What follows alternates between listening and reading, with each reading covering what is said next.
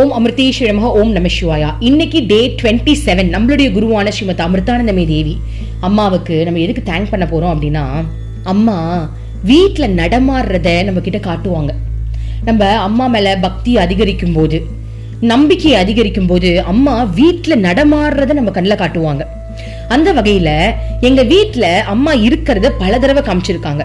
So நிறைய எப்படி காட்டுவாங்க அப்படின்னா, எங்களுக்கு ஏதாவது ஒரு பொருள் தொலைஞ்சிருச்சு அப்படின்னா அந்த இடத்துல இருக்காது.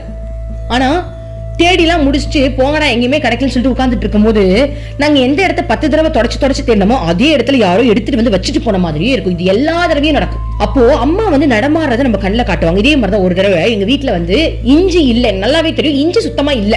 நான் வீடெல்லாம் தொடச்சி கிச்சன் ரூம்ல கழுவி வச்சுட்டு வந்துட்டேன். எங்க எப்படி இஞ்சி வாங்குறது, இஞ்சி வாங்குறதா இது டேஸ்டா இருக்கும் இல்ல நல்லா இருக்காதே உட்காந்துட்டு திரும்ப கிச்சன் ரூமுக்குள்ள போறேன். அந்த தடவி கழுவி வச்சிருந்த பாருங்களேன், அந்த இடத்துல இவ்வளவு பெரிய இஞ்சை யாரும் வச்சுட்டு போயிருக்காங்க. ஏன்னா வீட்டுல யாருமே கிடையாது, நான் மட்டும்தான் இருப்பேன். குழந்தைங்க ஸ்கூலுக்கு போயிட்டாங்க, ஹஸ்பண்ட் வேலைக்கு போயிட்டாரு. சோ 2 டோரும் தாப்பால் போட்டிருக்கு, நான் மட்டும்தான் வீட்டுல இருப்பேன். அப்பதான் தொடச்சிட்டு வந்து அப்ப வச்சது யாரு? அம்மா. சோ அம்மா நடமாடுறத நம்ம கண்ணில் காட்டுறாங்களே. அதே மாதிரி ஒருத்தவங்க பண ரீதியா ரொம்ப கஷ்டப்பட்டாங்க போல் இருக்கு. அம்மாவுடைய பக்தர், மலேசியால நடந்த உண்மையான சம்பவம். சோ அவங்க ரொம்ப வருத்தத்தோட இருந்திருக்கும் போது சாமி ரூம்ல கட்டா ஒரு பணம் இருந்துச்சு. அது மஞ்சள் தடவை அந்த பணம் இருந்துச்சா. யாரு வச்சாங்க? அம்மா தான் வச்சுட்டு போயிருக்காங்க.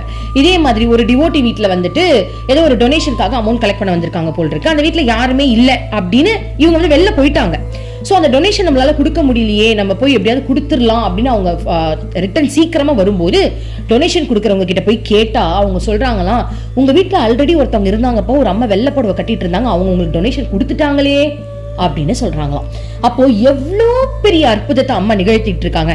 அம்மா நான் எல்லா இடத்துலயும் இருக்கேன், நம்ம கண் கூட காட்டுறாங்க பாருங்களேன். நான் இருக்கேன், நீ நம்பி இறைவனுக்காக வாழு. அப்படியும் போது நம்ம வாழ்க்கை இங்க பிரகாசமா ஆகுது பாருங்களேன். சோ அம்மாவுடைய நடமாட்டத்தை நம்ம வீட்லயே உணர வைக்கிற அம்மாவுக்கு கோடான கோடி நன்றி.